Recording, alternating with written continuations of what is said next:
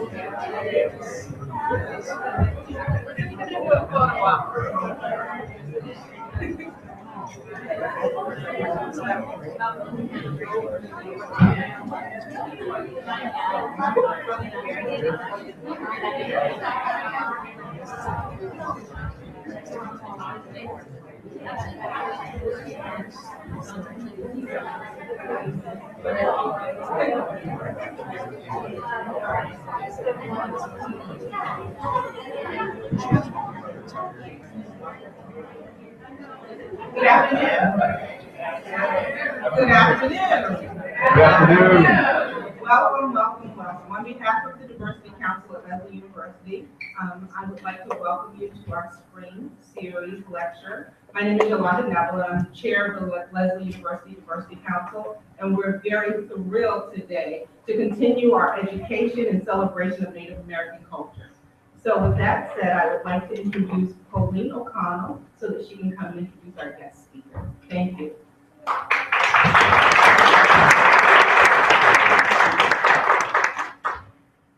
Thanks for coming, everybody. It's so great to see you all here. I appreciate it.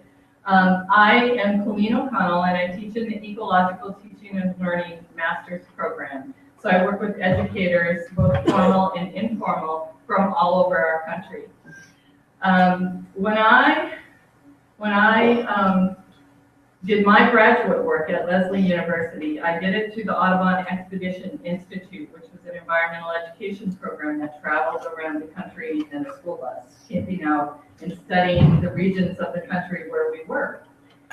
And one of the foundational pieces of the Audubon Expedition program was that you would meet Native people of every region that you studied in. And that, in fact, if you did not meet Native people in that region, you hadn't really gotten to know that region. And so it was such an enormous new opening for me in 1984 to begin to settle into having relationships with various Native people from all over the country. When I moved from South Dakota, and then that set me on a whole path to be involved with Lakota people in the state I lived in, South Dakota, at the time. So when I moved to Maine to become the education director of the Audubon Expedition Institute in 1990, I knew that my first task when I arrived in Maine was to meet local Native people. That if I was going to become a New Englander, it was essential that I began with that as an introduction. So I looked around and was reading the newspaper when I saw that at the Peace and Justice Center in Bangor, there would be this man talking and running a day-long workshop called, and I had no idea what his name was at the time and how to say it, gkisedtanamoogk. So I went and spent that day, and so we are celebrating 25 years of a friendship that we have kept going in various ways over the last 25 years in Maine. And gkisedtanamoogk has been an incredible teacher for me. And I have loved meeting his family and his wife and his children. And now I haven't met your grandson. Well, I met your grandson, but now 2 more granddaughters are about to arrive. So I am pleased that he has traveled from Maine. If you saw the announcement, he teaches in the Native American Studies at the University of Maine.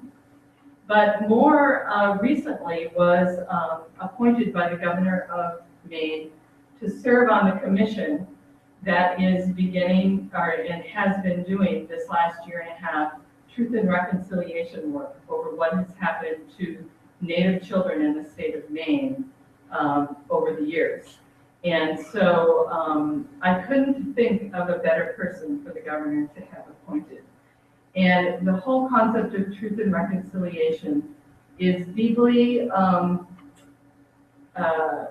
foundational, I think, to our understanding as a Leslie community around what needs to happen with Native American people in our country. Every year in the Ecological Teaching and Learning program, I do a survey of students when I take them to Maine for their first field program, and I ask them some essential questions. What do you know about Native American history in our country? Have you studied that? Do you feel pretty conversant about that? I ask them, do you have a Native American friend? Somebody that you literally can call your friend. Do you know the Native people that existed in your area where you now live? Hands down, over all the years I've been teaching, most, if not almost all, of the students say they do not know Native American history in this country. They do not have a Native American friend. And they have no idea who the Native people are or were that live in their area. And I feel that this year at Leslie University has been an opportunity to begin to peel away some of that ignorance. And I call it ignorance simply because we just are not aware of all the education that we absolutely need to do in our own country around the First Nation people that were here, and this was their home when colonization happened.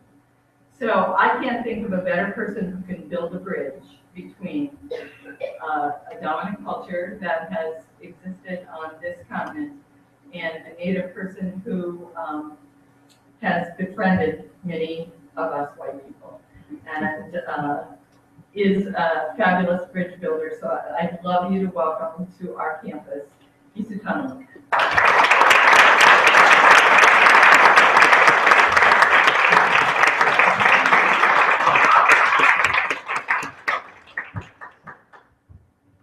What pressures.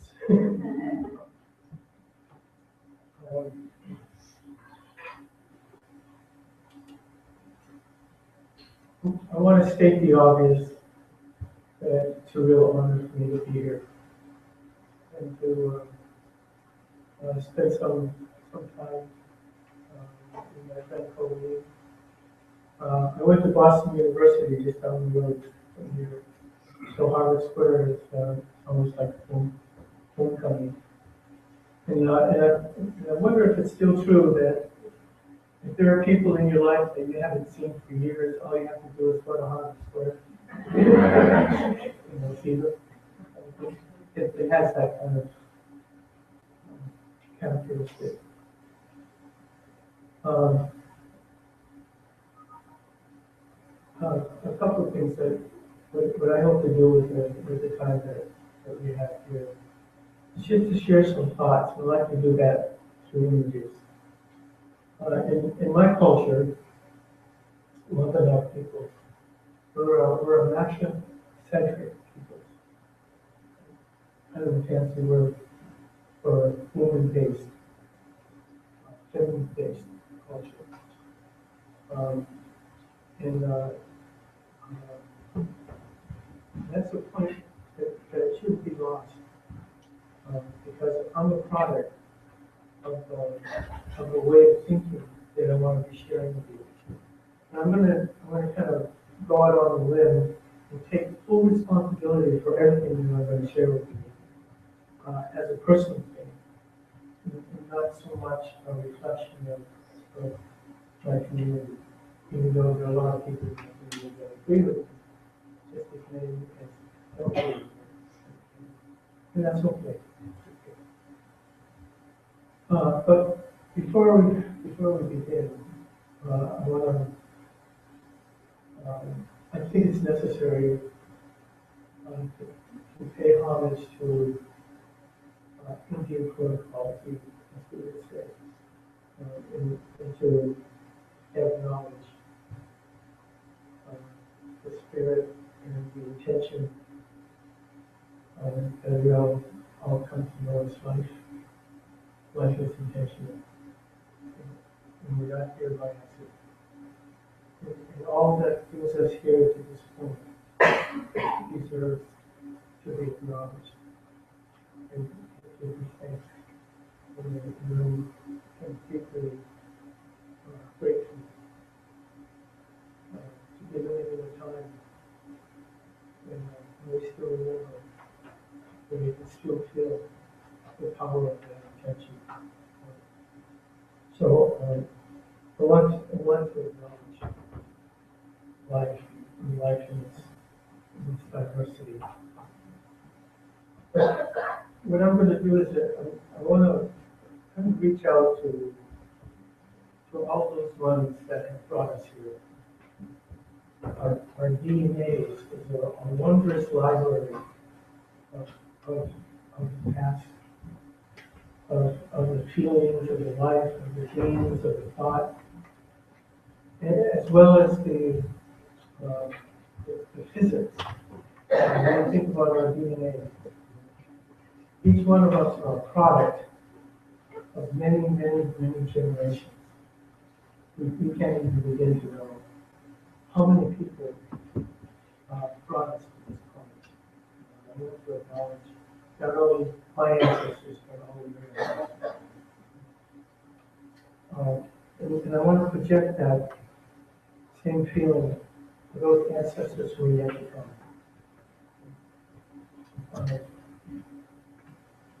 Be they through your children or your grandchildren, but they're coming. And I want to acknowledge them. Because in many places on this wondrous territory, the people are always thinking about them. And sometimes in very political ways, we're always thinking about them. And they guide what we do in our communities, and they guide how we do it. So I want to be really thankful for that you're on the way. 3 of them are already here. But then I want to kind of extend that greeting to my students. For all those key life forces out there that are responsible for all life. For the holy hours of life. And I'll send a greeting to really give themselves thanksgiving and to the source of everything. All right, and in the protocol, I've tried so much to it's best that we do it in a language that has always existed on this planet. When I speak this language, everything up there knows what this moment is about. So what I just voiced, everything up there will feel comfortable to be part of this. And actually, I'm even to be part of this because I'm working through a lot of pressure this in this experience under a lot of pressure. So we're going to step out of this moment and just express these gratitude.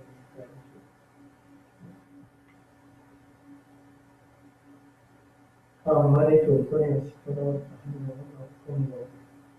Ishpuna Kamanat Vede, Pujilachon, Akina Neganishapi, Agonis, Tarota, and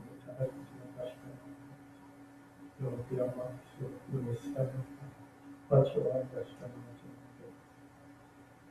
Tiberohola, and all skits, and all skits, Kotan, Haki, one of us,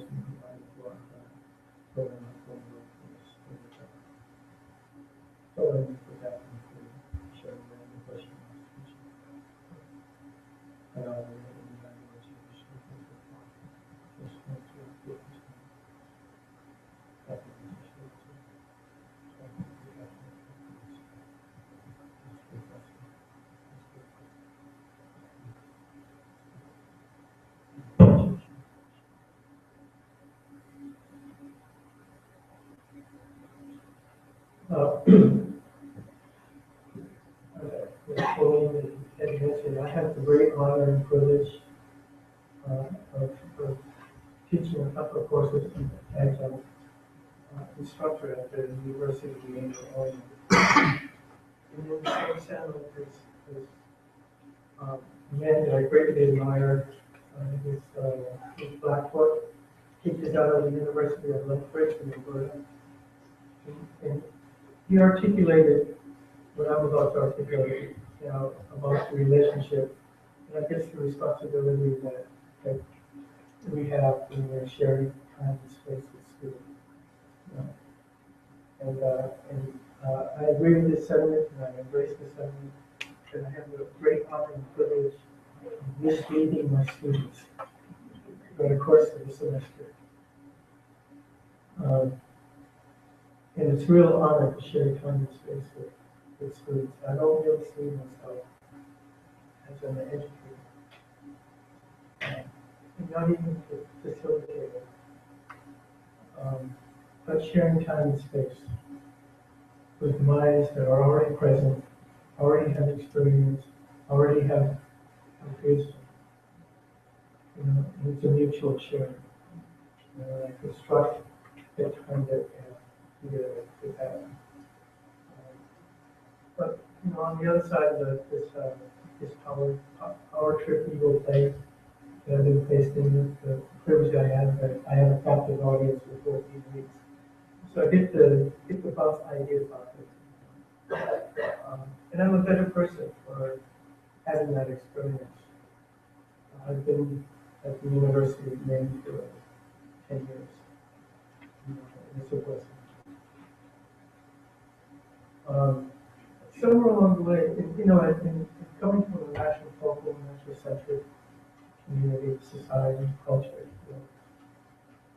We acknowledge that we're living on a female planet.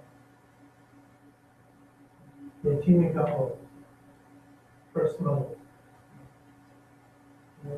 One of the neat things about living on a female planet is we get to see how life goes. In the natural order of life, the natural order of the universe flows from the feminine to the masculine, or from the feminine to our life. But it always starts with the feminine, living on a female. And I believe that at one time, all cultures of the world were organized that way. So my experience is, if I ever need to know something, I'm going to go to my grandmother, and she would tell me things. So, my grandmother has passed on, has passed over, but it's kind of like a surrogate grandmother. And sometimes surrogates take different forms, different values. So nowadays, when I want to know something, I can solve Grandma Google. And Grandma Google, she tells me everything. Sometimes she'll direct me to Grandpa YouTube. And I sort of bring that knowledge that's out there into the classroom. So what you're going to see is some products of my collaboration with Grandma Boo and Dr. Tude, mostly Grandma Boo.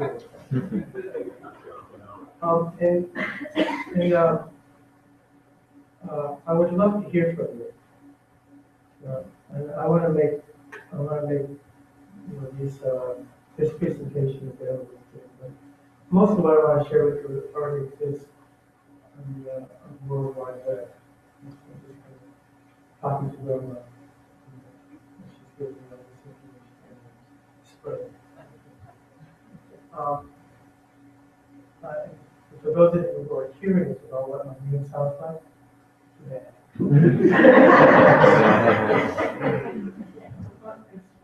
it's pretty much as it looks, gkisedtanamoogk. And there's a rhythm to it. Right in the middle, at the top, and the nut, is where you put the emphasis. So it's gkisedtanamoogk. And the GK, it's almost like it's a very mild guttural. It's almost like a breathing. Kind of neat thing about indigenous languages. And I'll get to talk about that, but I'd love to hear from you. Oops. No, that's it. Okay. So, well, let me just kind of back up a little bit. Truth and reconciliation. It is an ongoing, profound experience for me to be part of a commission like this. I'm one of two indigenous peoples that sit on the top member commission staff. And I want to kind of introduce you to some aspects of that. But it's an amazing process. And Canada is a country right now it's going to experiencing a national truth and reconciliation. Truth and reconciliation commissions are not an easy thing because we're dealing with really sensitive issues. And there's no different. But I want to kind of talk a little bit about that. But where the commission's work is fairly narrow focus because we're dealing with the effects of removing Wabanaki children from the home community. But it's an expression of a very common collective mutual dilemma. And ultimately, regardless of whatever the focus is, becomes what's dilemma because we haven't quite figured it out yet. How can we live in the same space, coming from two almost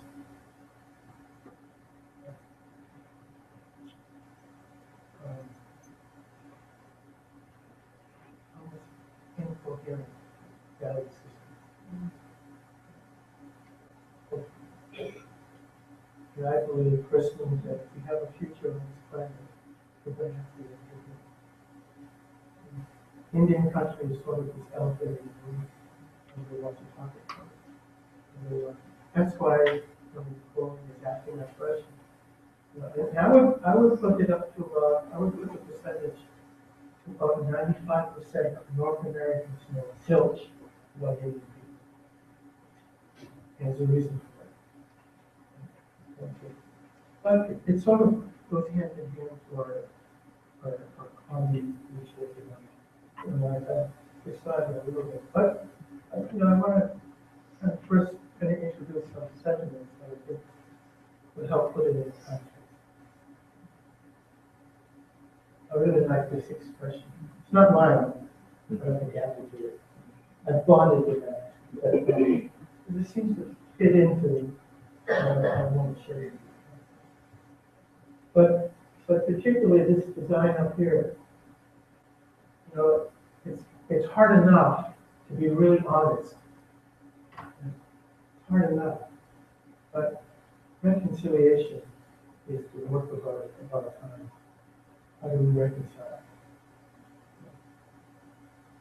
that is huge.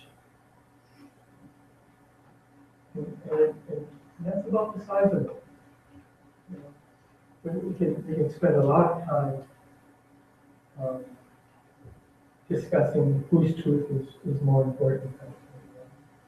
But in the long run, in the absolute truth, there's only one truth. That one truth is recorded in our heart. Nobody teaches you the truth. You recognize it. Meaning that it's already there. And I kind of think of all human history. Think about human history.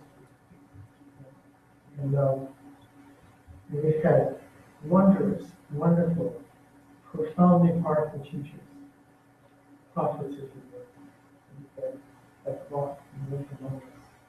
They've always expressed the same truth. It's in our DNA. We're wired for it.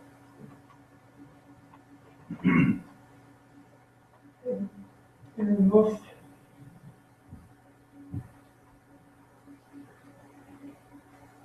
circumstances, and this is what we're dealing with, both as a national policy in North America, Canada, and the United States, but also in the state of Maine. So it's all about the worst thing that you can do to a people is to harm their children. The worst thing you can do is to hurt those little ones. You can't imagine what I would do if someone was attacking my children. I can't imagine watching authorities come to take those children. Then what they did to those children, those little ones. How can adults do those things? But that's it in a nutshell. There's this wonderful African concept, Ubuntu. Really neat. And when I was describing this relationship to Grandma Leo and looking for things, just as a footnote to this, there was this part in the semester where I'm describing longhouse. So, consulting Grandma Guru, I wanted an image of what a longhouse looks like, so the students would know what I'm talking about. And of course, she showed me what I was looking for. It was great. And I learned something. She also showed me that there are longhouses all over the world. Every culture has a longhouse. And they all function the same way. Stated differently, as human beings, that is our original culture. This nuclear family is an intentional design to keep us from the longhouse. And when I heard this saying from African wisdom, I am because you are, because you are. My life is connected to your life. And I'm not gonna bother you to read all this. I'll just send it to you. You can take it. But I have the students. I subject them to all kinds of information, overload them. And I have, instead of tests, I have them write journals, their reaction, their thoughts. And I don't want them to write right away. I want it to sink.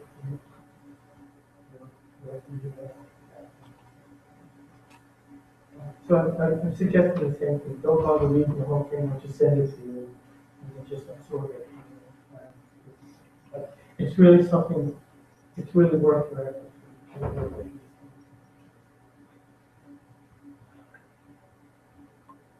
How profound that is.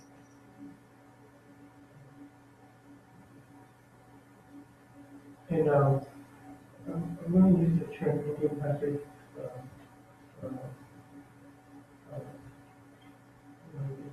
It's kind of my personal affectionate way. That's the difference. We're all kind of in the same boat. But, you know, without a doubt, what we understand as genocide today, right? It's a new word, genocide is a new concept. It's World War II, World War II.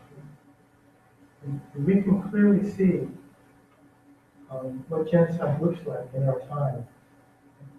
Clearly see that. But literally, since Columbus, we've been experiencing that modality. And it hasn't stopped, it's still going on. And the policies are still taking our kids. And they're punishing Indian country in ways that we can't even expect. And it's a punishment, it's in the past. But something happens, you know. It's really easy to change, to shift the energy. It's really easy to do that. I'm a student of the sacred. I pay really close attention to how the sacred works. Language is a real key to how the sacred works. Because all those who lived before me have the same experience. All we have to do is step into the modality and modernity and do it. It doesn't change. We can easily shift at any time. The energy of the mood. And to admire that we're part of a much larger future. So I want to suggest, how do we get from this? Because this is an experience of Indian refugees. Right? The United States alone has entered into over 800 treaties with Indian countries. And they violated every one of them. They haven't kept one treaty yet. Right? You know, even sometimes when the feds come to the community and smile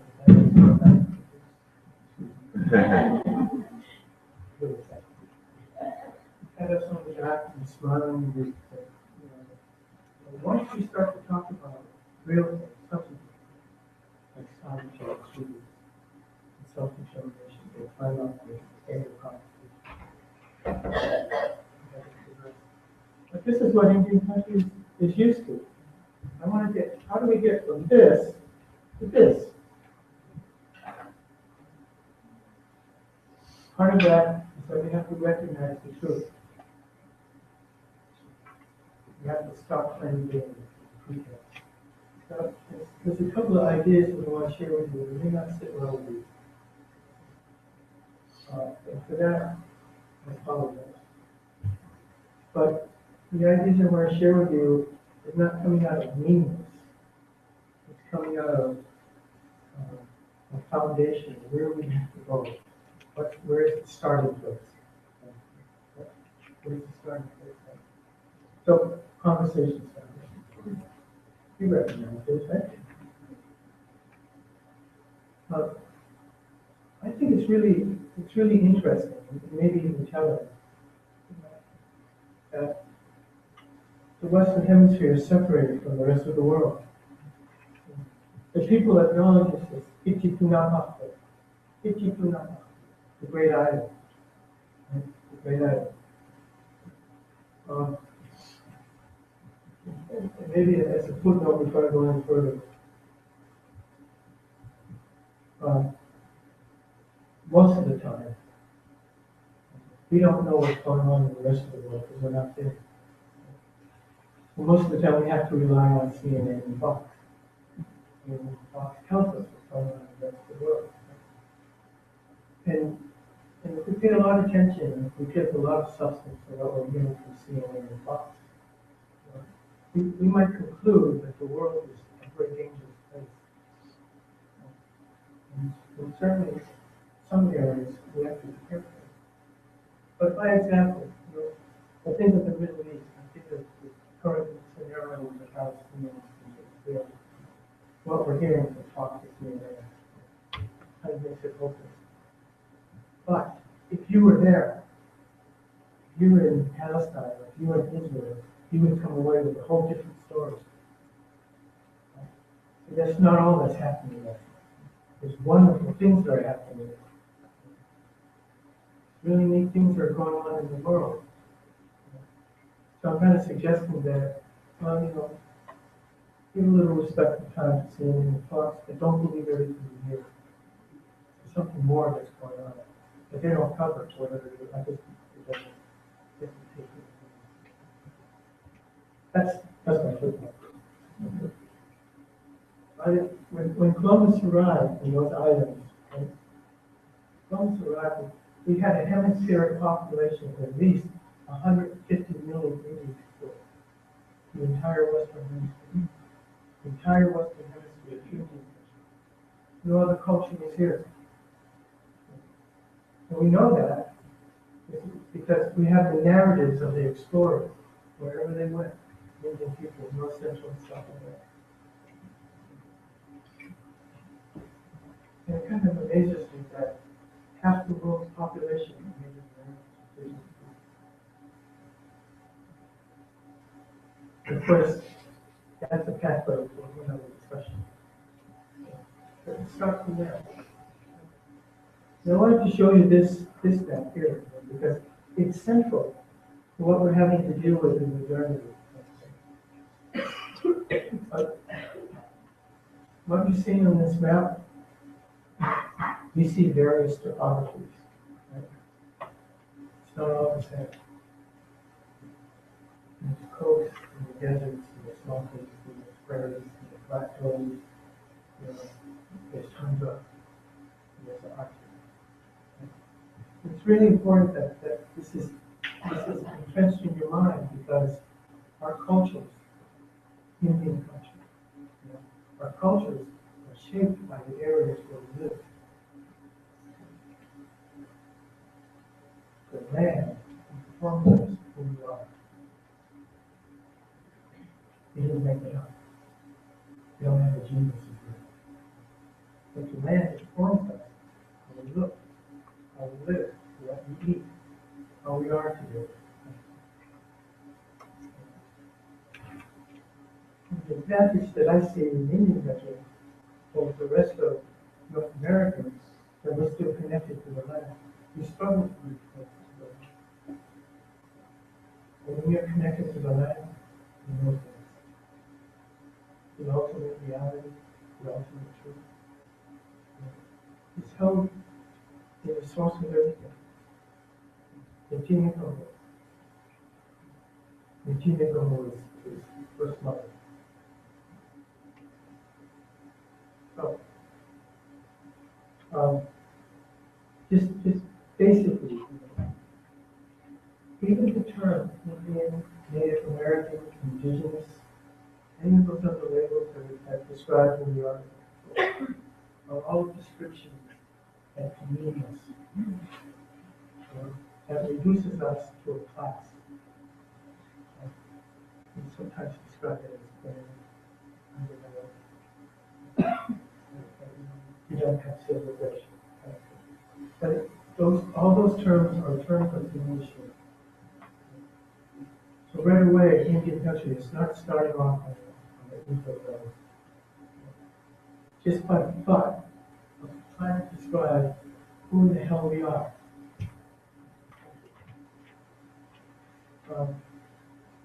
This begins a real brief journey into what might not be we don't live in the United States. The United States is occupying this country. That's what those treaties are talking about. And those treaties were not land cessions. Those treaties were agreement, and you can live here right next to us. But we're going to do it, we're going to live the way we've always lived. Because we're living with the source of life. That's the framework of who we are as human beings.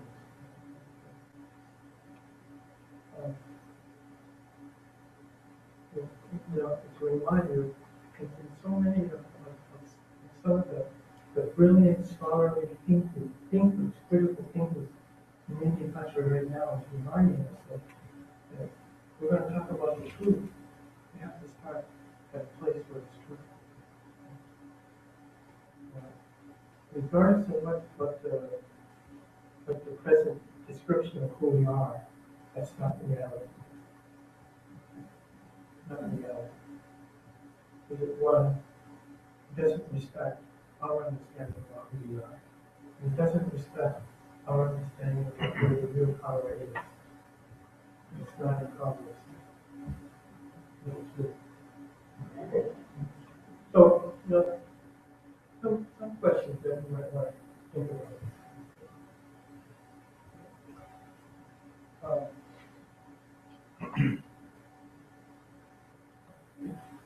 If we're thinking about, and we haven't come to this yet. We haven't described. We haven't had this conversation yet about the question of legitimacy. Our friend, I really admired his thinking. He's crossed over. His name is John Law, and he was Seneca. A brilliant thinker. And he kind of narrowed it down for us about what it is that we're dealing with and what is the central question where we begin. And that is, why the United States as an Indian policy, federal Indian policy, sometimes adopted by state governments, why do they do what they do to us? Why do they do that? Why do they insist that we be like them? Why do they force it? Why do they use violence? Because they need to have legitimacy of being on somebody else's land. They were not invited. And while they're here, they're very violent to us.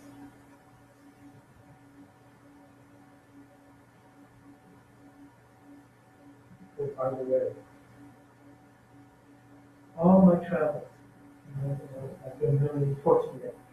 In all my travels to our Indian country, I've never heard anybody planning or even verbalizing, thinking about what our relationship to North America is. Nobody's planning or talking about building a great ark, the big ship, and shipping you all wherever you can go home. Nobody's talking about that. The substance of what we're talking about is how can we have peace and friendship between us. That's all we're thinking about. How can we be real? How can we grow together? So, in some of the key issues, what we've always dealt with and mutuality. And another term or another context to this is do unto others. That's what we're talking about. And that should be, what we should be guided by in terms of law. The law of the heart. Not only human beings.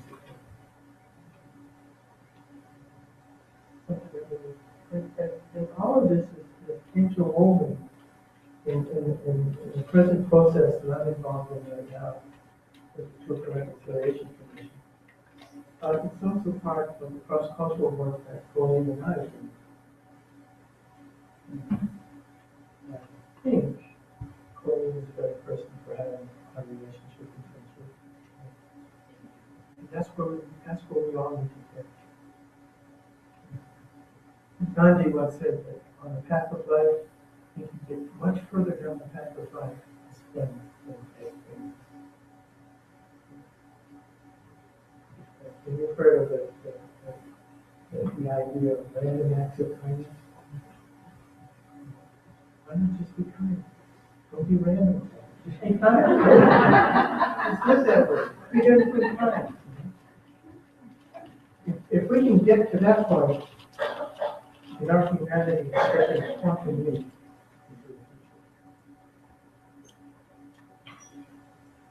So basically, this is what the commission is doing right now. This is our mandate. I can't believe how quickly we have 3-year life. It really is a 10-year work. Right now, we spent 2013 is when the commission was seated.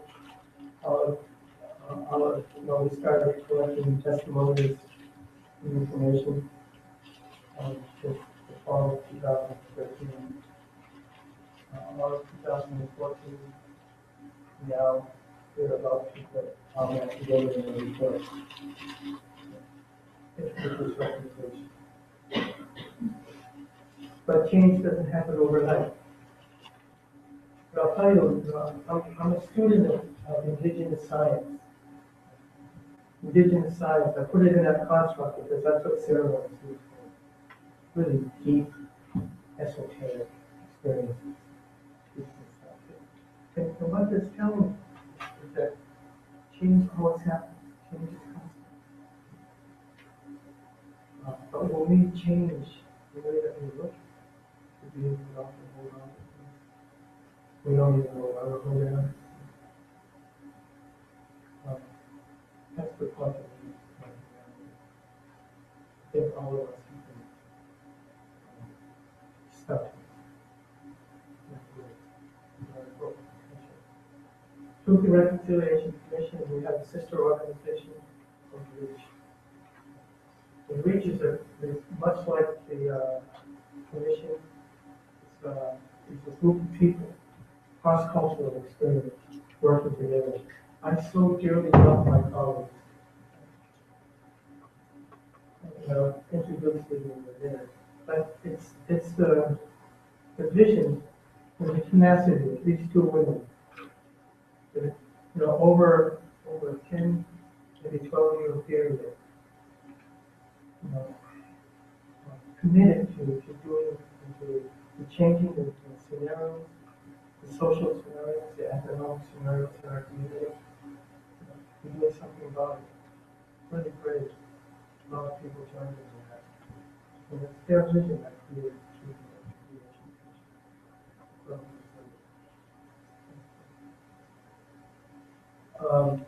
CWLA is Child Welfare League of America. It sort of works hand in hand with nonprofit social agency that works with state child welfare agencies. This is a really good starting place. So let's acknowledge, let's be honest, but perhaps. And the commission's mandate is to study the impact, what happened after 1978 ECWA. So ECWA is sort of the basis in the context of what we're doing. But the original design is to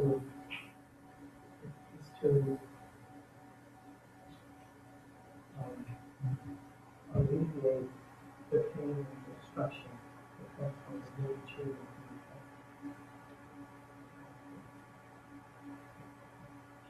1978. I believe this was, it hasn't been voiced yet, but this is my thinking.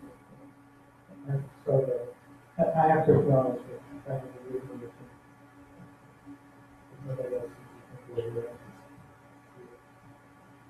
I don't think it's clear. I agree with it.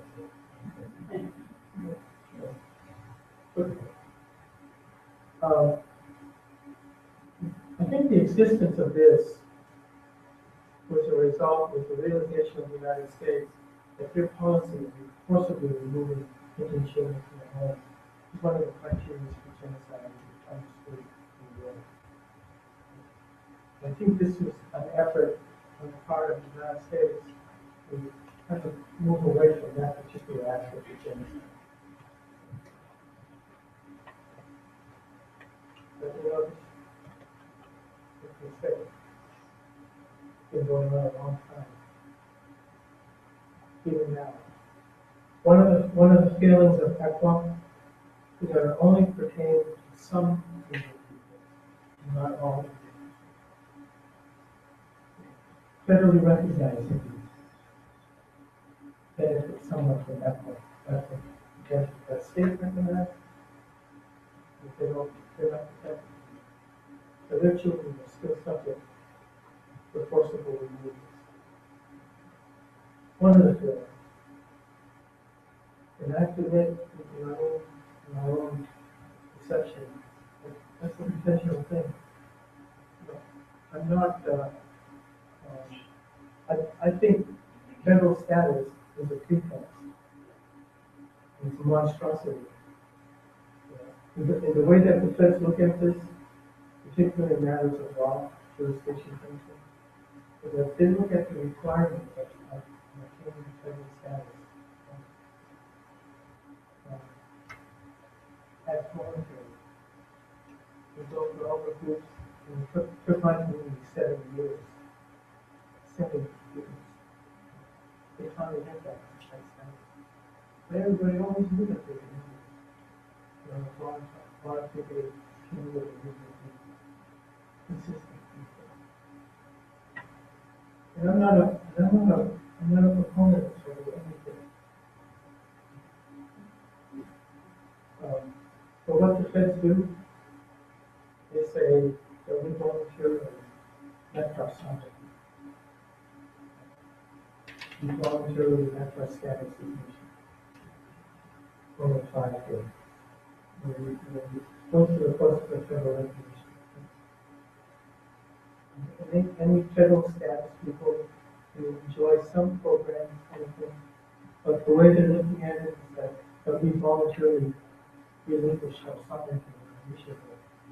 That's not true. And that's how we look at it. Maybe stated differently, all those Indian people that don't have federal status are actually nations. That's what they're saying to us. So we kind of voluntarily leaving this before we anyway, so that's another semester. But can you imagine that? They're actually making handcuffs for 4-year-olds and 5-year-olds. There are, I think, there's something like 50,000 Native American children that died in the process of regulation. That's great to know too. Almost as much in Canada. They didn't make it back home. That's residential schools and mission schools.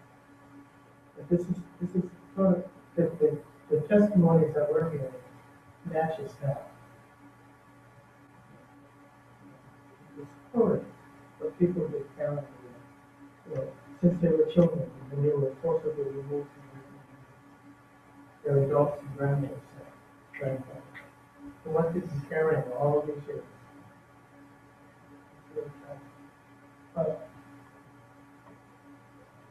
This is where the state and the Wabanaki leaders, the governor and the Wabanaki leaders agree that they're going to create a treatment of reconciliation. A really big move because right now in since 1920, the state of Maine and the Wabanaki have not been on good terms. That still happens right now. In spite of this, I'm not sure that they really understood that they're getting themselves into. That's another story. So they signed it mandate. Right after that, this group of people, both Wabanaki, state agency people at large, created. This is the selection, but these are the people that went through it and some 60 applications for this. Let me put it all together. Those are my colleagues.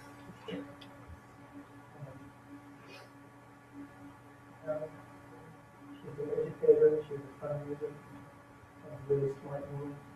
Right next to her is the other indigenous person, she's a Lakota, Sandy Rybach.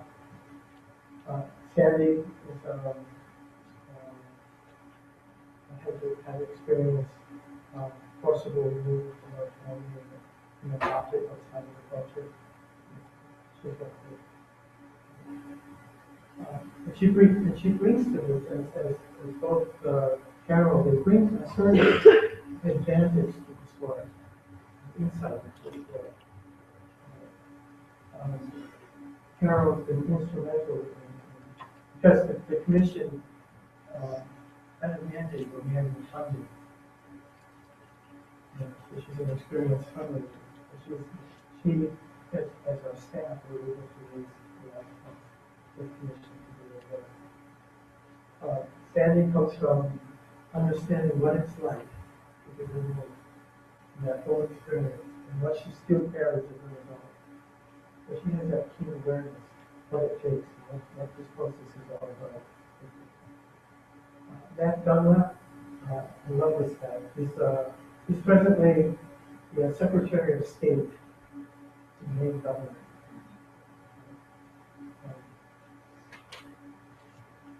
Has a lot of experience. He's a neighbor to the Pokaunauket Nation. Gail Walbach is she's the director of social work at the University of Maine. And a lot of the students who went through the program, members of child family services.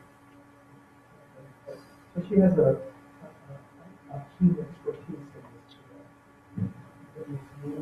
I'm not quite sure, but I'm really glad that I'm on the commission, but I'm not quite sure why I was selected to be Russian. Other than I'm trying to be a trouble with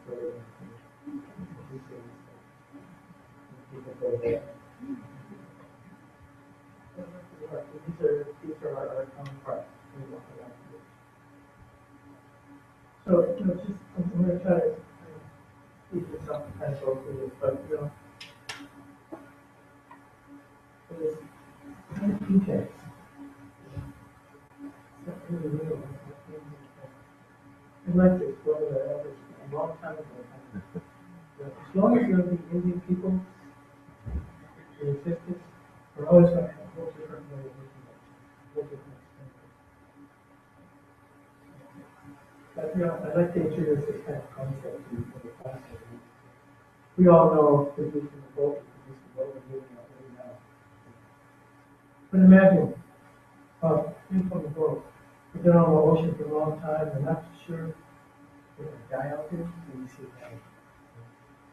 That's what we're good about. That's the future of the book. But the future of the book, the bringing all the sum total of all the realities of the experience. It's what we're about. View from the shore, and then go to bringing the wait till it comes. It's been very fascinating. It's kind of crossed over. We often joke about one of the standing jokes in Wampanoag is why do Wampanoag people dislike April showers? Because they bring May flowers.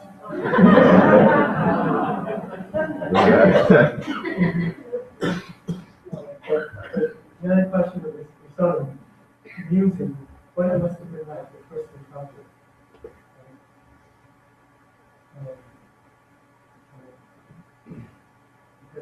The separatists, the Wampanoag, the separatists, weren't too well liked for their respective communities. They were destined to spend, the whole group was destined to spend the whole time in prison. They decided to give a chance to go. They were actually heading for Jamestown, got thrown off course, and they had to figure out how to do that. But anyway, Nari Kashmir was saying, it was just kind of amusing, maybe in the first day or so, we would survive really quickly and not dealing with normal people.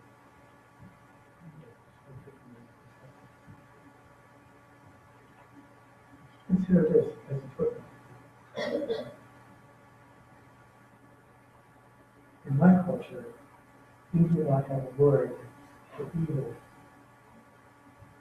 You don't even have a concept for it.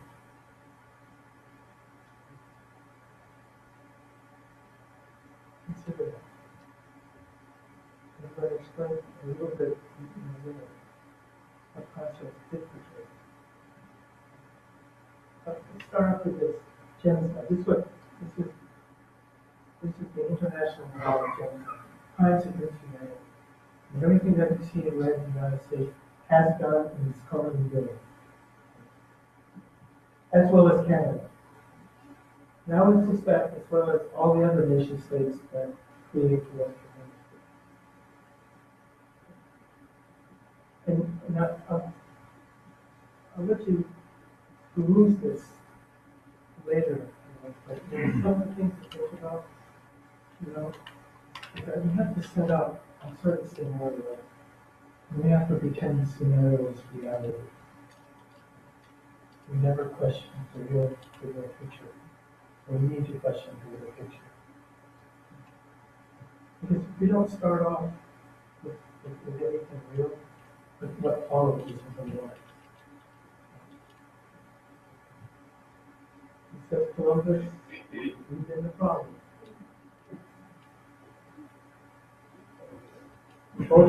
Both Canadian and U.S. federal policy is all about how to solve the problem.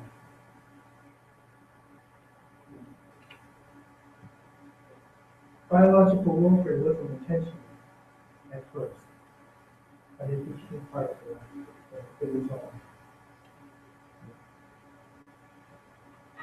But war, undermining, removal people from their home. How does one come from a socioeconomic condition we were thriving, or we're thriving, all on our own, we don't need anything real. We were thriving. We were even practicing surgery. We were doing amazing things. We weren't just waiting for Columbus to show up. We were waiting on the beach between our two standing in the presentation. The Western civilization. It wasn't like that. We were thriving. How do we get from an economically self-sufficient culture, people, to one that's completely destitute and completely impoverished? Our only source of life comes from federal Indian policy. That's the scenario we're working with. That's the scenario we're trying to work out of. That policy is designed for the people. And I might suggest to you while I'm here that this is what federal policy is doing to Indian country. What is it doing to you?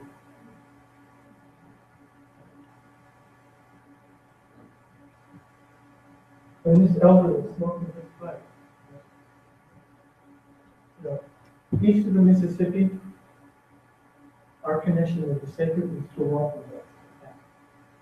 West of the Mississippi, the connection to the sacred is the sacred pipe.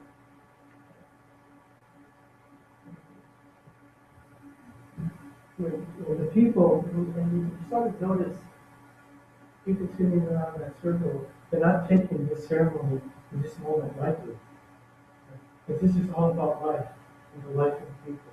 So it's really, we really have to pay attention to the life comes up when the walking comes up. And now we're dealing with the life of the people. That pipe was smoked by the elders, the mission leaders. And that pipe was shared by the United States Peace Commission. And to the indigenous Indians, when the United States representatives smoked that pipe, that's what made the agreement. We're looking at that, they got it, they understood what this was about. And now we can build a future together. And this is what they were smoking. 1868 Fort Laramie Treaty. That's the land that was agreed to in the smoking of that ceremony. And when they were smoking that ceremony, when they were smoking that pipe, as we were devising a walking belt, we brought God into this. It's not a legal political thing. It's part of the legal political, but we brought the sacred into it. So it's more than that. Like how our marriage policy is supposed to be sacred. Something that we're committed to. That's what the people work with. The time spent in here to current reservations of the Republic. developing into violations of that treaty. Pine Ridge is probably the forest community in all of North America. The United States keeps trying to give them a whole lot of money, you know, as compensation for the illegal taking of their territory, illegal taking of what that yellow is about, right? And, you know, the Lakota are not stupid people. They accept that money because it's a land transaction. They sold their land.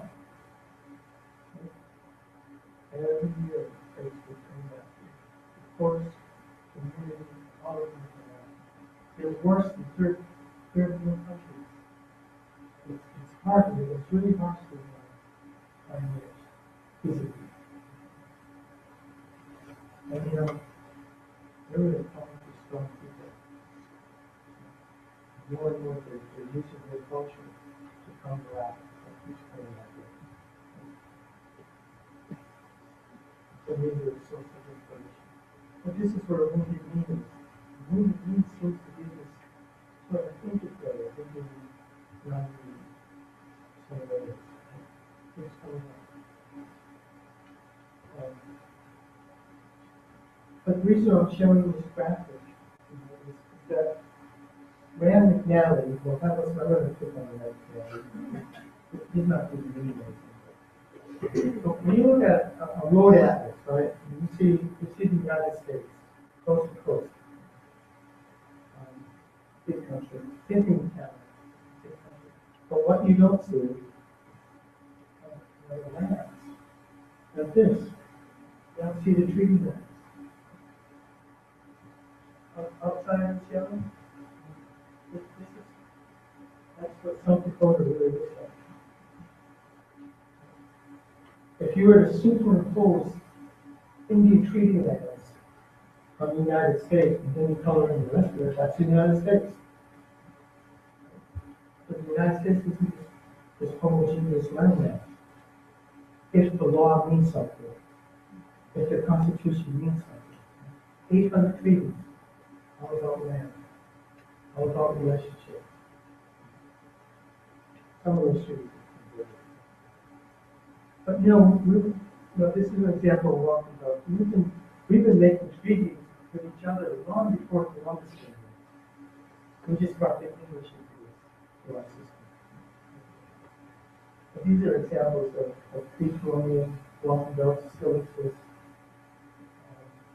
And this particular belt right here. Is that what I want to say?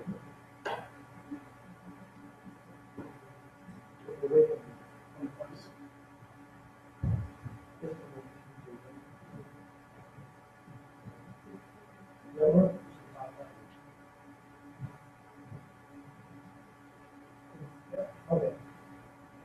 Let's make a trade.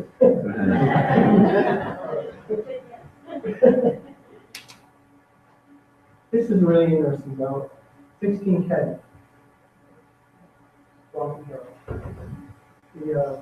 The original agreement between the Mi'kmaq Nation, the one of the Wabanaki, the one of the present members of the Wabanaki Confederacy, the Mi'kmaq Nation, and the Holy See, the Vatican, an agreement that the Church of Rome will come to the community, they can set up their church, and live there, and we can share ceremonial knowledge with our Roman Catholics. So this elder is explaining the meaning of that belt. This is a replica of that belt. This is what the Holy See has. They still have it in possession. And that one belt hasn't been lost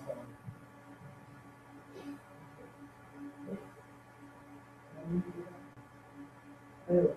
So these are other examples of walking belts. We're talking about like on the East Coast, east of the Mississippi, west of the Mississippi. East of the Mississippi, most tribal nations use walking belts. And it has the same significance because we bring the sacred into this all the time. So we're really mindful about how we are and how we do it. And I really was expressing a little bit later about indigenous thinking, not having any sense, much less the word that describes evil. The closest that we came to understanding how we understand evil is an expression called Uwawamam. Uwawamam, that is, or the movie of that stuff. Uwawamam, it basically means you're off the path. You're off the path of God. You're doing something that's not healthy. But that was our closest, our closest understanding of evil. Nothing like an incarnate force that makes people do unspeakable things. In our way, it's really important. But, as a student of indigenous science, I'm always amazed about how life moves. I get to watch it from time to time. Get to be present and understand that something like nature is.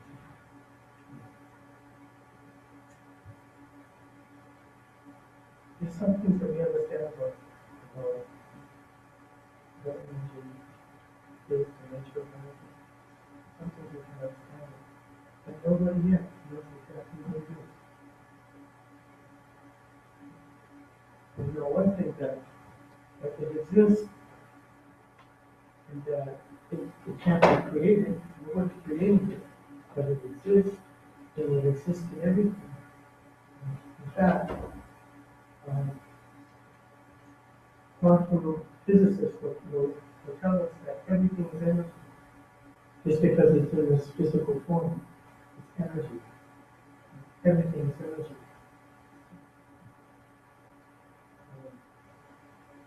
What's life is the same thing. Consciousness is the same thing. All about energy.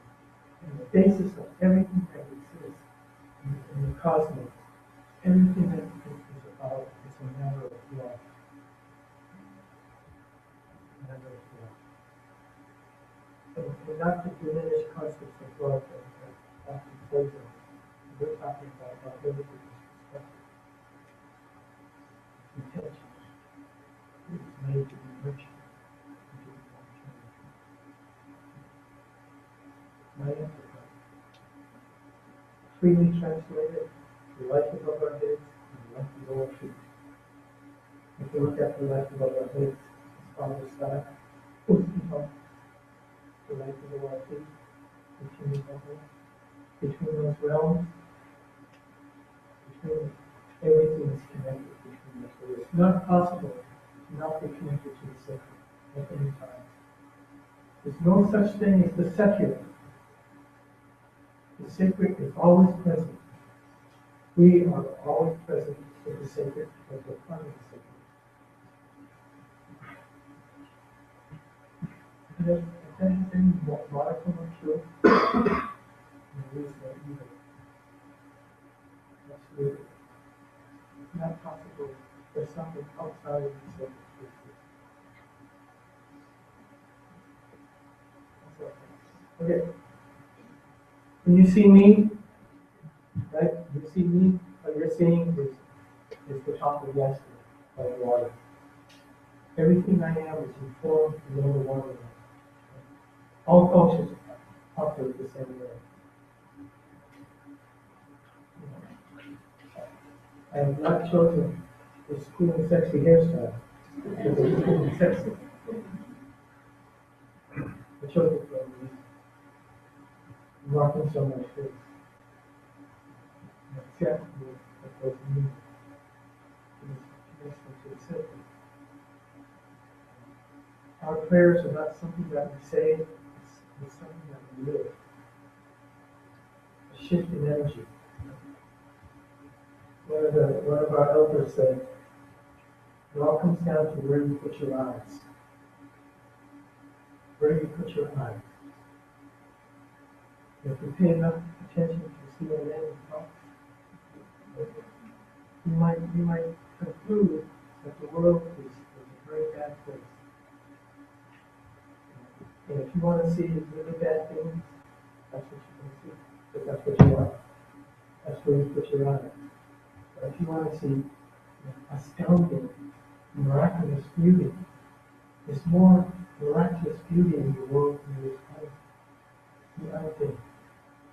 There's more of that. But we're conditioned not to look for it. And the real neat thing about that beauty is that it exists in this room, in each one of you. And we may not speak the same story, the same narrative, but if we are in conversation long enough, we're speaking the same story.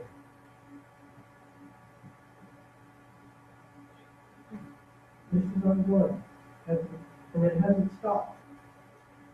But the neat thing about the snowball that started in the time of Columbus is now slowing down. And miraculous things are happening.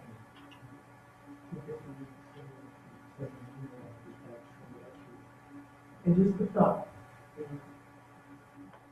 the Lakota were about 2,000 miles away from our culture along the coast there. But a lot of what they say, a lot of what they do is reflected in our energy and some of the ideas that we have to. We come from, Indian country is not just one marginalized group. It's very different. We look differently, we think differently, but there's one thing that connects us to everything. And that is the love of the people and the love of the land. We don't see the land as a real estate, we see it as a source of everything, the source of our being.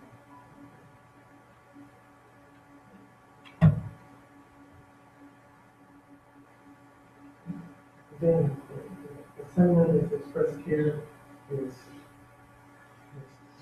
worthy of a whole semester. So, interesting. Certain thoughts since Columbus, a certain genesis, if you will, a genre of thoughts. What Columbus thought of the people in the 19th century. Some people, not everybody, but some people thought of the people up until the 21st century.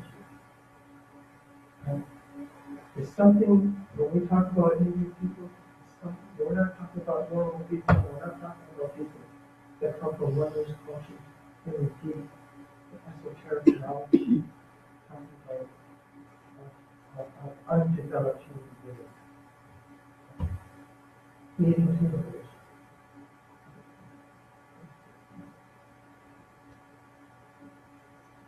And this is where it begins. Our struggle with the Indian country, and what we're dealing with in the Truth and Reconciliation Commission, began before Columbus got here. It's not about Christians. They have such a wonderful set of teachings and principles as what people can do.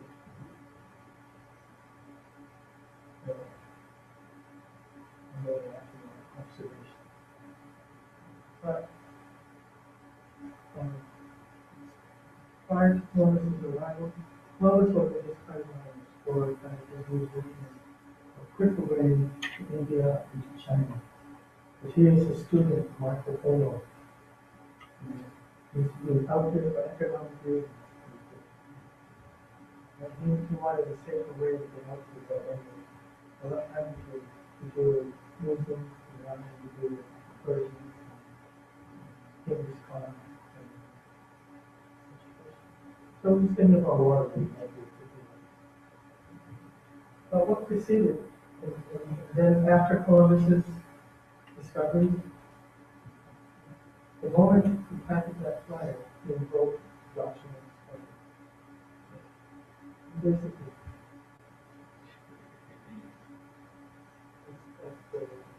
that's the way. But basically, it's kind of the diagram. Whatever is indigenous, whatever is belongs to Indian country, no longer exists in anything belongs to European. This is how it's being played out right now. And I think I kind of understand the concept. I was coming from the Holy See from the Church of Rome. One of the follies, I believe it's a folly to believe it, is to believe that only our people are chosen by God. Right off the bat, we lost the meaning. If you think like that. Because what is the rest of this doing? That's true. It's God you abandon entry. And in my culture, we're not just talking about human beings. We're talking about everything. It comes from the Otter Clan. We ought to do this, we ought to do that. But everybody that lives in my longhouse is identified as something of the land. The spirit is this wonderful tapestry of interview for the land.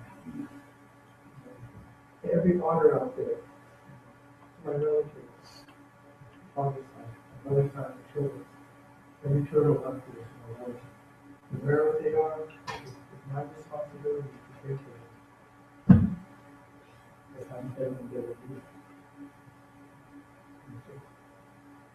My namesake is the snowy owl. So every owl out there is connected to that owl. And it's not just kind of a rhetorical thing, it's a real thing. It's a real thing because that's where I put my eyes.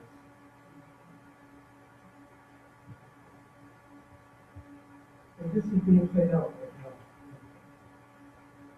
The requirement.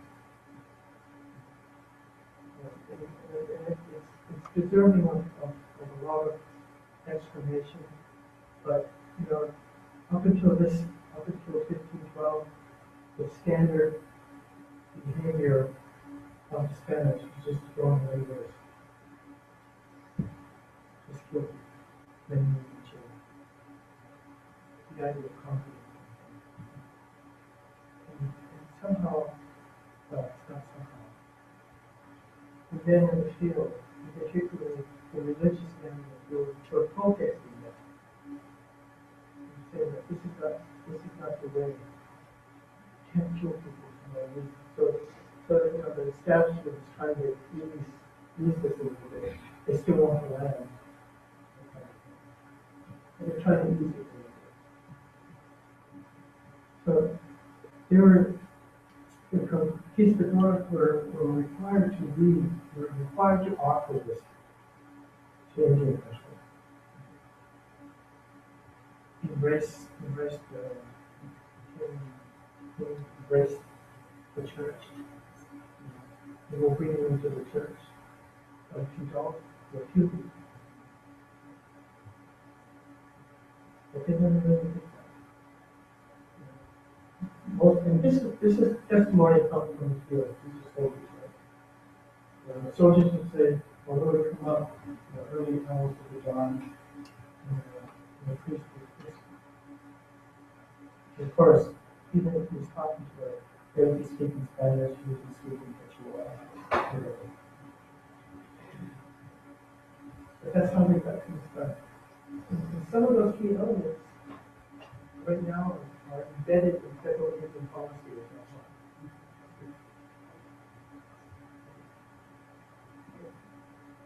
The reason that this came out, there was this court in Spain, and they were arguing about the nature of Indian peoples. Right? And they had well-known philosophers at that time saying that Indian people deserve to be slaves because there's certain human beings that are bred for slavery. And they were arguing that point. And some of the other people saying, no, they're human beings, they live their course, it belongs to their country. And it resulted in this. Right? But the types of dollars are almost stronger. I think that's why we're talking about the trust and trying to find it.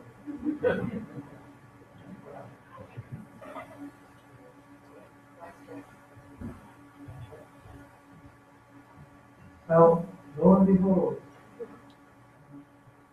Supreme Court, on the first challenge, that preceded the Cherokee People. Resurrected the doctrine of discovery. The doctrine of discovery becomes the basis of federal Indian law, both in Canada and the United States. That's what we're doing. They also introduced the idea of conquest. The United States will never legally use that term, conquest, that they conquered Indian communities. They will never use it legally because it means they would have to return the land. So they invent something different. Pretense. Legal by deceit. 1955, the Teton Rule. And the Teton Rule was the Department of Justice was trying to attempt to deny the Passing Party in Penobscot on their day in court. And this whole ideological framework takes place and creates this kind of idea of primary power. There is no constitutional grant of primary power. This was actually brought to the Supreme Court in 1903. Questioning congressional primary power over Indian people. And the decision was, you can't seem to find it in the Constitution, but it must be here someplace. It's the legal thinking about it. It must be there someplace. We're going to assume that Congress has it. But there are mandates. Working with Indian people, all treaties of the United States carry the supreme law of the land. The Constitution.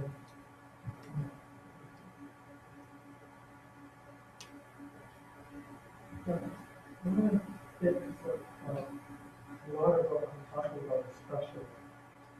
We have to be willing to change the structure if we're going to move forward. Something I thought I'd never see in my lifetime, but the world's catching up.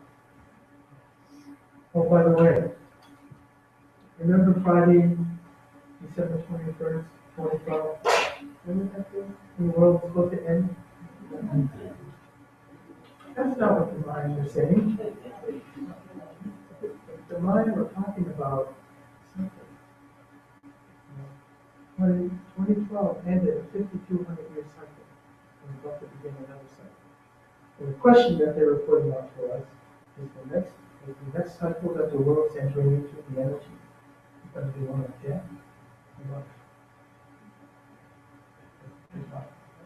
If we enter into the cycle of death, we all die. Because the world cannot sustain the kind of mentality that drives what we're doing to each other and what we're doing to them. We don't have that time. Fortunate for us, that's not what we're at. So don't, take the CNN and talk to it with a little grain of salt. Something miraculous can happen out here. I think everyone in this room can feel it. Put more of your thinking on the feeling right now, because that's the reality. That's what's happening. So, quickly. If there's any kind of modicum of truth that you're picking up, that you feel this way, then this is a fact that we need together.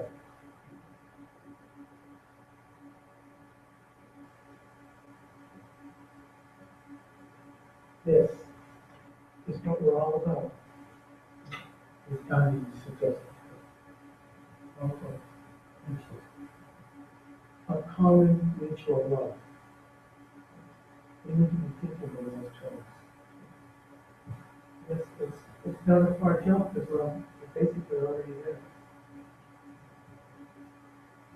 So the kind of live from the mandate. This is where we need to go. This is how, this is where we should have been all along. The moment we stepped up to vote, we should have done this. And now, and then more motivated too. I think this is the work we're on. Let's get there. Let's get there together. This is sort of my plan for that. We're all indigenous to the land. We may not be indigenous to this part of the land.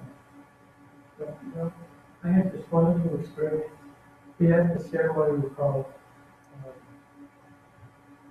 visiting grandma. And this is fasting. When we fast, we have to go out and food and water for X number of days out there in the bush. There's no other country. It's a powerful experience. I love that ceremony most of all. I get to see things. I had this wonderful experience. Before we start talking about the afternoon, I had this sensation that the earth was embracing me, like my grandmother. She was welcoming me. It's good to see you, grandson. And when I was thinking of it, it's good to see you, grandson. In listening, I was transformed. But she didn't say, it's good to see you, and I want to be there. What I was doing is that any one of you to take the time to go sit with grandma. She would embrace you in the same way she embraced me. She doesn't make those distinctions. Right? Me. And I realized that was my father. That how can I be true to that sacred father if I have this feeling that even the earth doesn't have? Indigenous. And it's not about rights. That's crazy stuff. That's crazy things. We're all born with that. But we seem to be really focused on that to the level where we hurt each other. I think it should be more about responsibility. We don't have a concept for rights, but we have a responsibility. We have a concept for that, taking care of each other. And that's the dominant narrative that preceded the rise of patriarchy. I like evolution. I'm not talking about physical evolution. I'm talking about doing the right thing that we want to do. We have to evolve. We have to do this work willingly. I like this. And we passed the summit of the Jews, I was to say. Doesn't matter what you believe, maybe not even how you believe it, but if it's the truth you believe,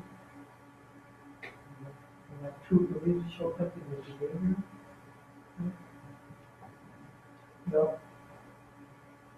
in a weird way, everything done to my people was done by Christians. Done by Christians. My weird way of thinking is that if Christians were really Christians, and were following the ways of Christ, we wouldn't be having this conversation.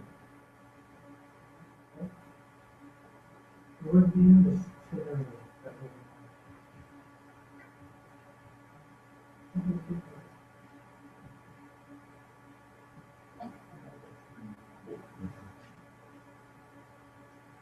We don't know.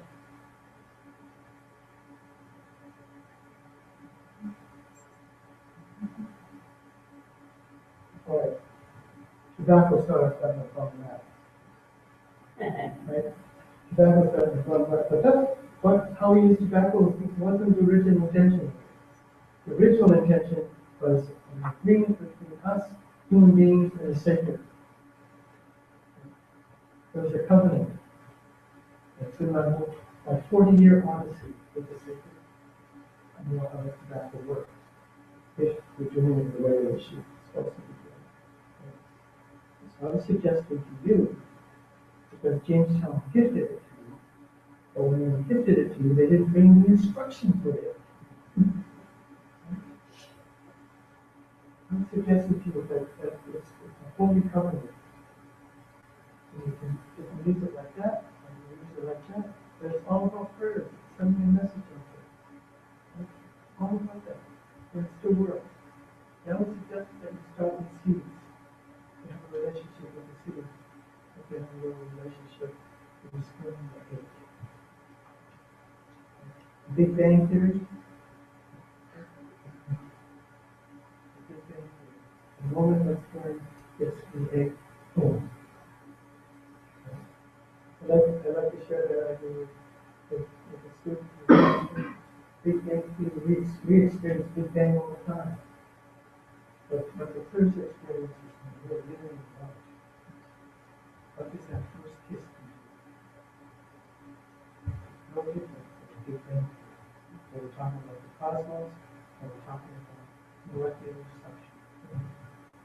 Molecular matter.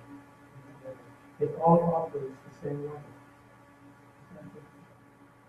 Different parts of the day. Get up before the sunrise, very powerful time. The sun's going down. Spend a little moment and reflect. What parts did you have? What did you learn? Who did you meet? And just share a breath of thanksgiving. And the sun is right above us. And the sun is right below us. Those are the ceremonial times of the people. We pay attention to what the moon is, pay attention to the season.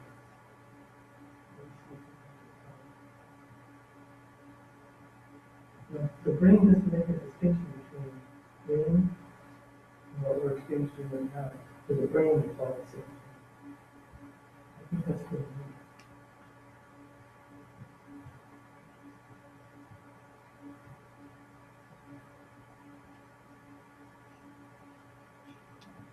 The same message. Every prophet is ever going to like that. Frank Zappa, pretty cool guy. That's it.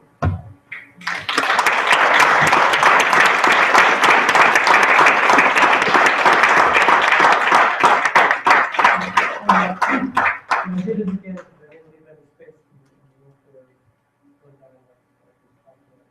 I'm good at it. But send me an email. I'd love to hear from you. And if you want to know this stuff. Thank you all for coming. I know that some of you need to go, but if anybody wants to stay and ask some questions, I'm sure it's correct or share thoughts. Yes. We can do open questions. Yep. Any questions anybody has right up? Thank you all for coming. Thank you.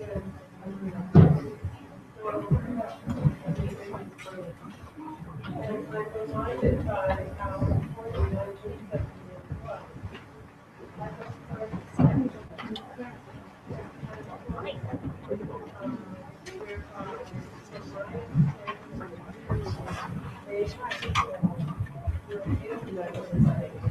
Not abrogated they were turning off their I wonder if you could say something about that, because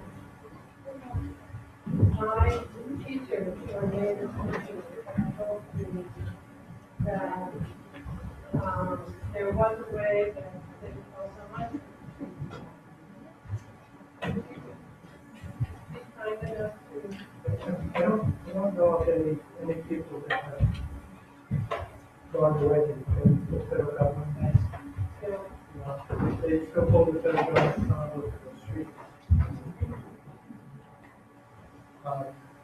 Simple laws, simple mindfulness.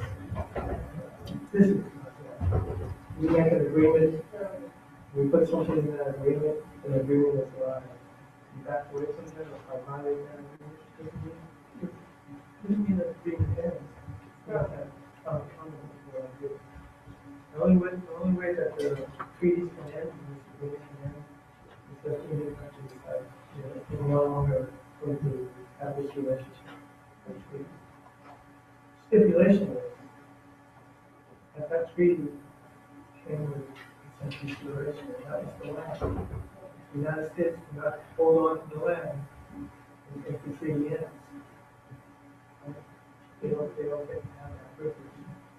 It's not going to be a gift because people need that land. My understanding is that part of the way that native First Nation people in 1978 were able to not give up their treaty rights was because they went to the world and they went to indigenous people of the world. And they said, here is the federal government who after World War II was setting itself up as a moral authority, protecting and human rights on this road who were denying it. And with that, that allowed First Nation people to not abrogate their views and also regain the right to have peacefully and have their spiritual salvation. But what I hear you saying is we need to go further. And I would love to, with your permission, to be in touch with you. Oh, yeah. I'm very interested in some writing. Very, very Me too. Um, Oh, I'm sorry. Hopefully you have an answer. Oh, I can You know answer that. this. My question is, as an indigenous person who's 35 before she discovered that hidden heritage, I fought a long time to find my country and come to grips with the fact that I didn't have to be angry with my ancestors for hiding that heritage. Because once I started to learn the history that you're talking about here and understanding that they came from Canada and ran because there was that red-headed heritage in there and they could hide those children. And so how do you be angry with your ancestors who hid who you are so that you wouldn't be part of that?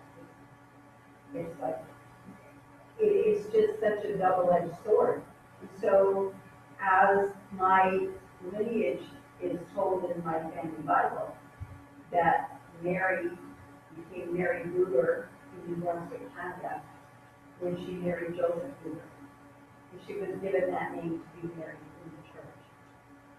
We have no record of who Mary was prior to that marriage. All we know is in the Bible she's listed as Mary Pentecost. And so there will never be a way to track that lineage. And so in this reconciliation process where you're given your federal ID that says who you are, why do we allow them that ability to say who we are? Like you said, our DNA says who we are. And when we open our hearts and we listen, that DNA will speak louder than anything. Whether if we open our heart and we listen. So how do we get to that point where we can have that conversation with the government and say, you don't have the right to say I'm not. You know, this blood quantum rule was designed to say who was black and who was white, and hey, this will work over here. And so that was taken off the book for every other nation. And I believe we have 4 nations that men, women, elders, and children. That those the other colors of our human race, of our human family, that doesn't exist for them. And so how do we go about reconciliation with that?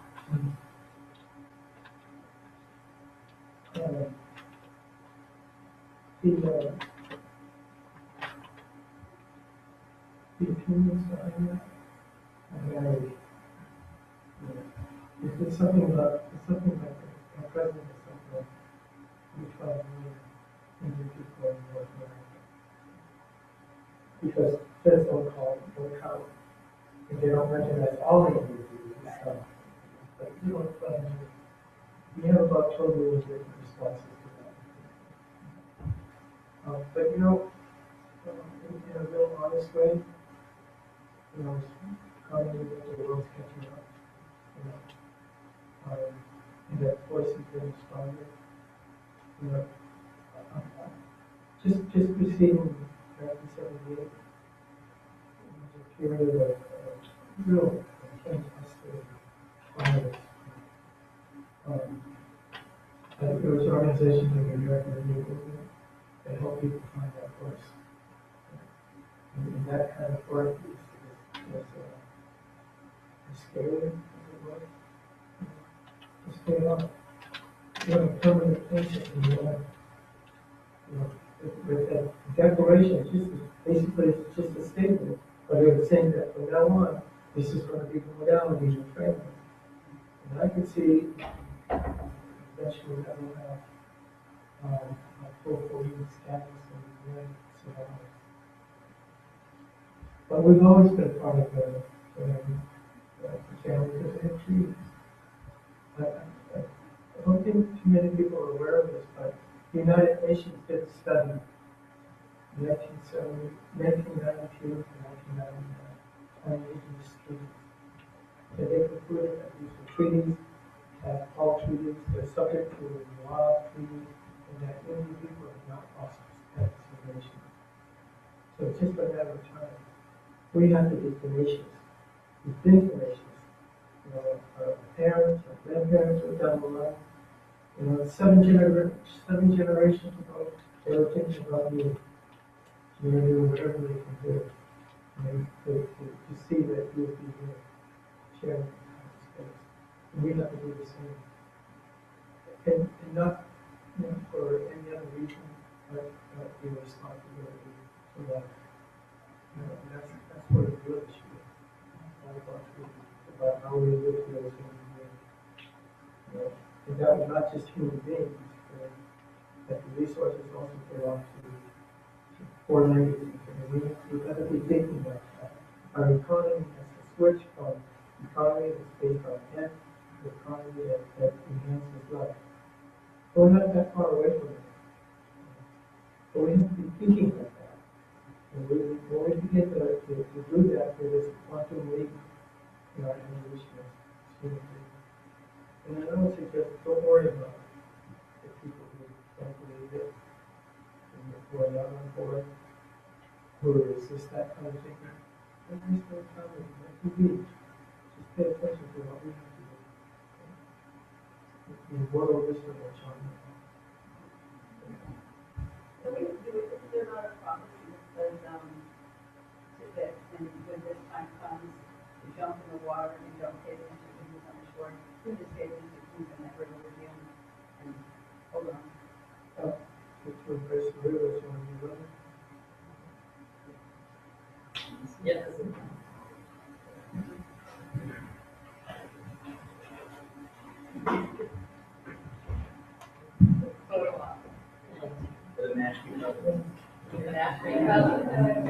That's so great, thank you. For you.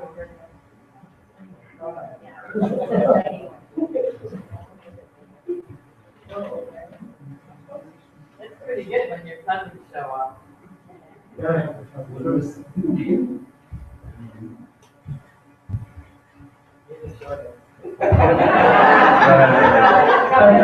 That's why they give me the point.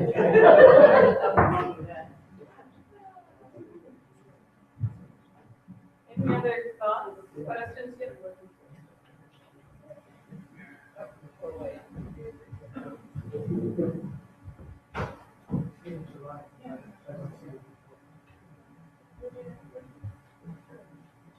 Thanks for coming. Thank you so much. So I just have one question. I invited my seminar class from the business management school to come because I understand, although I don't have a source for it, I know that Wampanoag people that are not shown in society, some different ways of deciding and leading. Obviously, if you don't lead it, you have a very different way of running any kind of power structure. So I'm wondering if there are any sources that you could direct me to direct my students to say, why don't you look at the structures of the places where you're interns and see their decision-making process and look at it alongside a decision-making process that's completely different. I mean, I know Google, they have, you know, ping pong tables and lots of cool things, but Grandma Google is not quite aligned quite. But she likes to play with it.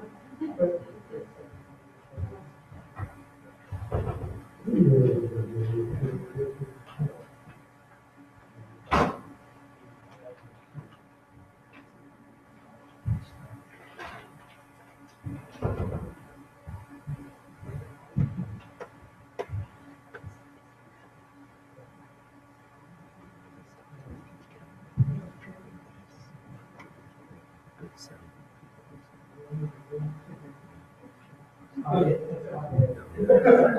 right.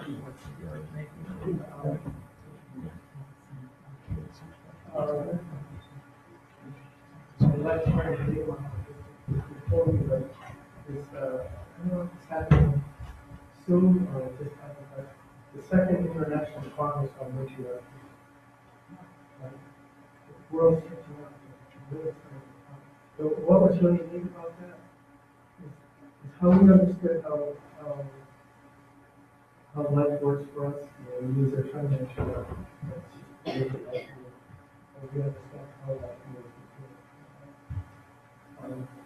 They were saying the same thing, but that they were leaving our culture. So that was really neat. And this, different, where this is, I don't know, but there's actually a course on matriarchy studies happening somewhere on time and there was a conversation with Oregon, maybe sometime this spring, and that kind of nature. So people are starting to reconnect to that, because that was the way we wanted to teach. But as far as sources, probably the best source is to invite candidates. And the information, I could share some addresses. And to be clear, the whole basis of patriarchy is not to say women are the target. It's all about the emphasis on the family and the community. So it's really an orientation, not to our children, but to our, how we just move. What makes our best is time, is the time.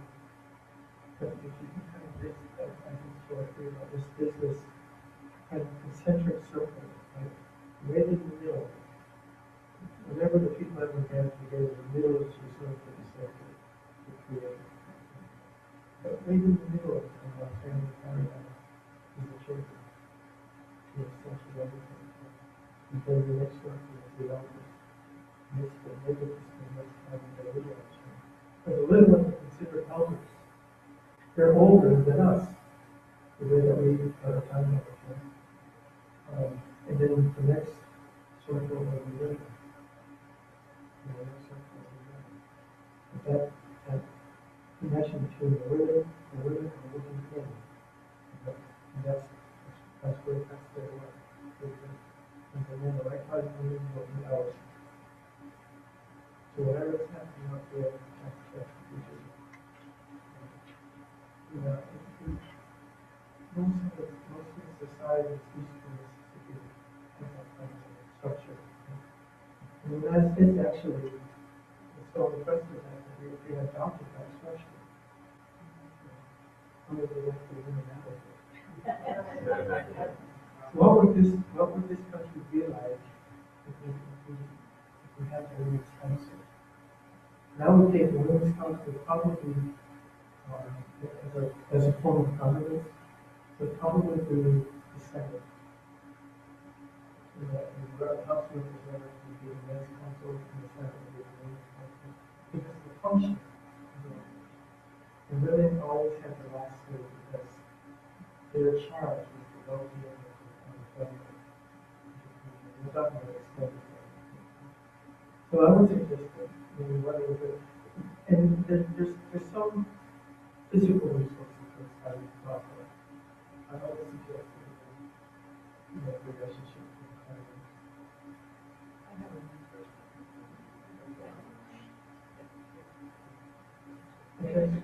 Thanks for recommending the class with more of you guys. And I know that your brain is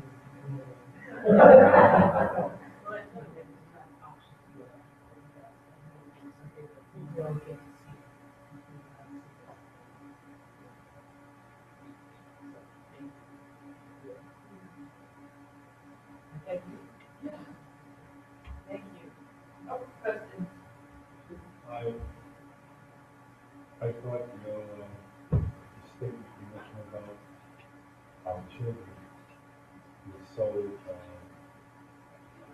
relevant, live truth in there, because there on the globe, first column is a so-called minister who in the school send the girls out to prostitute, send the guys out to guns, to warmonger, and sell drugs, and they're saying, that's a double life. How did he get in here?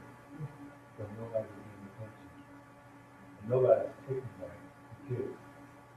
You know? And somehow or another, we are so resolved that the kids are bad, and the kids are running from something. And I happen to know things about this person 12 years, this person. And everywhere I went, they said, we don't want you here. You are a bad person.